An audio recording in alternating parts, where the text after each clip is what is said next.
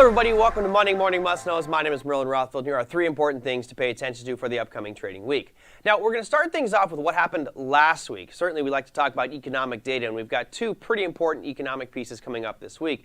But really last week was all about inflation. We saw the CPI numbers come out much better than expected. I think a lot of people were going, wow, this looks really good. And then all of a sudden the next day, whap, markets got hit because PPI numbers looked really bad. So which way are we going? Are we seeing inflation or are we not?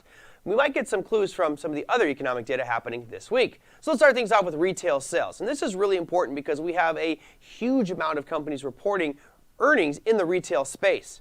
Now, the chart doesn't look that exciting anymore. You guys have seen this a few times on Monday Morning Must Knows, but really it's the most recent number. It came out at 0.6%. That was much higher than expectations. Actually, they were expecting a contraction in retail sales, and it came out much higher.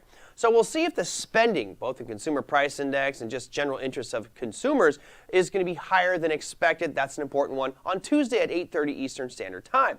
Now we move on to a very important one, which is crude oil, specifically crude oil inventories. That's going to be happening Wednesday at 10:30 Eastern Standard Time. And why is this important? Well, if you notice, that zero line, kind of the dividing line there, that means no expansion or contraction with regards to supply or inventories. We have, for the most part, been down below that line since about mid-2020. Now, we've started to rise a little bit here, and there are some factors which may push supplies even higher.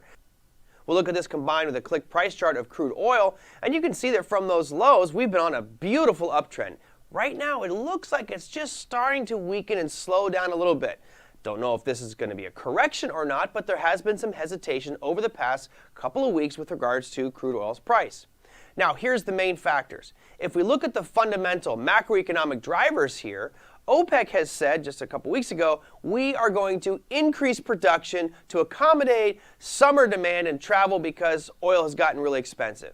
That was a nice gesture. And of course, everything being constant and all looking good, we'd be traveling more, right? Let's go out there and enjoy because we've been on COVID lockdown. Let's go travel and drive and fly and do all this stuff. Oh, but wait, here comes Delta variant. No, you know what? We may have to go back on a lockdown late this summer, and you won't be able to travel at all. So all of a sudden, now there's thoughts that people won't be traveling, and we have increased supply.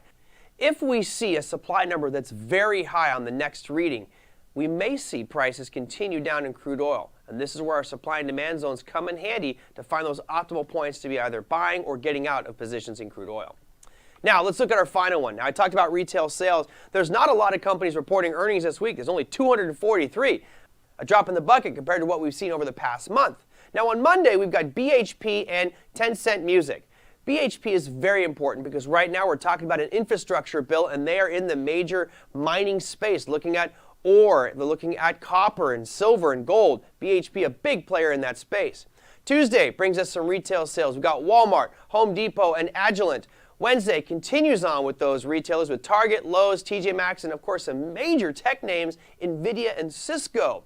Thursday, you've got Applied Materials, Macy's, Kohl's, Ross Stores, and Estee Lauder. And rounding out Friday, you've got John Deere, Foot Locker, and The Buckle. Now, all those companies in red there are in the retail space, and I think it kind of goes hand in hand with the retail sales number that we're going to be seeing earlier in the week, and it may give you clues as to how these companies might be reporting. That, friends, are your Monday Morning Must Knows. We'll see you next week.